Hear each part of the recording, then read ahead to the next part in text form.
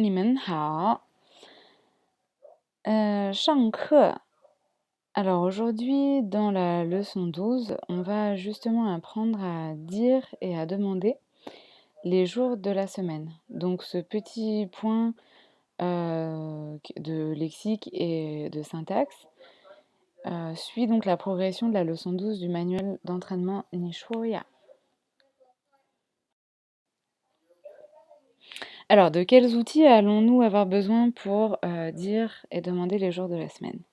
Tout d'abord, nous allons avoir besoin du mot xingqi. Xingqi. Ce mot-là signifie la semaine, utilisé tout seul. Avec, on va avoir besoin des chiffres, donc de 1 jusqu'à 6. 1, 2, 3, 4, 5, 6, ce qui va nous permettre d'aller jusqu'à samedi. Et enfin, pour le dimanche, nous aurons besoin de tian, qui signifie le ciel, ou de qui signifie le soleil.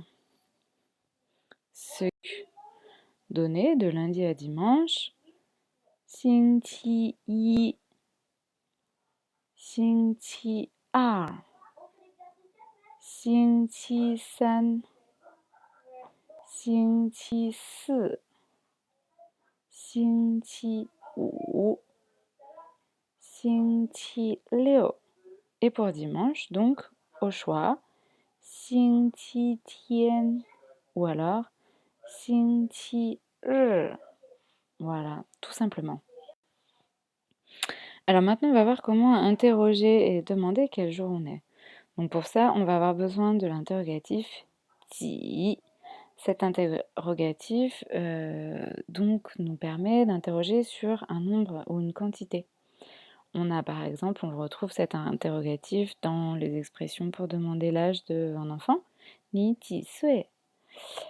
Pour demander, on l'a appris aussi également dans la famille, pour demander combien de frères et sœurs.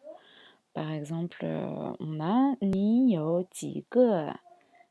Par exemple, ni you ji ge ge ge. Et donc, on va retrouver l'interrogatif ti pour demander le jour, ce qui va donc donner 星期几. Je rappelle qu'en chinois, l'interrogatif se place à l'endroit où on attend la réponse. Donc, comme les jours de la semaine, on a vu que l'élément qui changeait, c'était le chiffre 1 à 6. Donc, logiquement, cet interrogatif vient prendre cette place-là.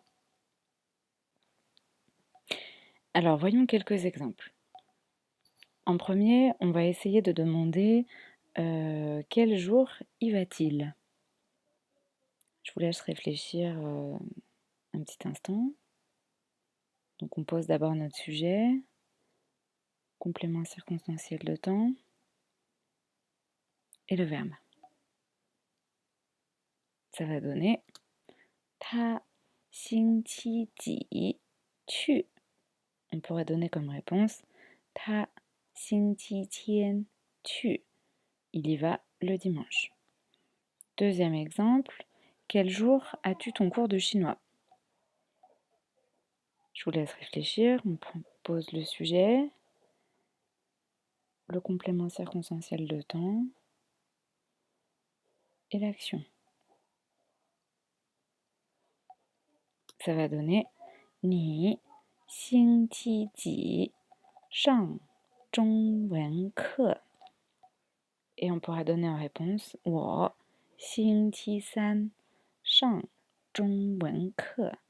Donc, quel jour as-tu ton cours de chinois? J'ai cours de chinois le mercredi. Alors, j'ai bien mis en évidence en rouge l'interrogatif et sa réponse pour bien souligner cette logique de substitution. Alors, l'ordre des mots avec le complément circonstanciel de temps, on en a déjà parlé. C'est toujours suit un ordre décroissant. Donc, dans l'exemple que je vais suivre, on commencera notre phrase avec le sujet 我们星期天下午2点去看他.我们星期天下午2点去看他. En effet, donc ça donne nous irons le voir dimanche à 14 heures. Donc j'ai bien le sujet, le complément circonstanciel de temps et suivi de l'action, le verbe, et l'objet du verbe. Le complément circonstanciel de temps organisé par ordre décroissant. D'abord le jour, ensuite le moment de la journée et ensuite l'heure. Voilà, c'est tout pour cette leçon sur les jours de la semaine. 好了，我们下课了，谢谢. Petite phrase bonus. 今天星期几? À bientôt. 再见.